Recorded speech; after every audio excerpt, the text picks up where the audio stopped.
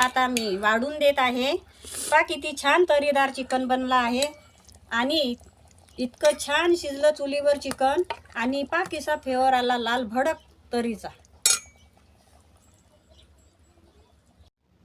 नमस्कार पाहुण्यांनो, विदर्भ चटका ह्या यूट्यूब चॅनलला आपलं स्वागत। आज आपण बनवणार आहोत विदर्भ स्टाईल झणझणीत चिकन रस्सा। आता हे बनवण्यासाठी आपण हे अर्धा किलो चिकन आणलं आहे आणि ह्या चिकनला लागणारा मसाला।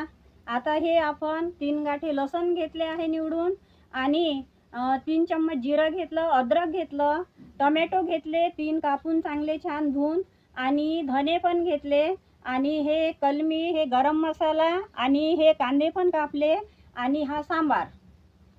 पाहुण्यांनो, आपला मसाला आता हा तयार झाला आहे। पाट्यावर आपण बारीक करून घेतला आहे, त्याचं त्या पाट्याचं पाणी पण काढलं आहे गंजामध्ये। आता आपण चिकन धुवून घेऊया। तर हे चिकन आपण वाट्यामध्ये घेतलं आहे, आता यामध्ये पाणी टाकू।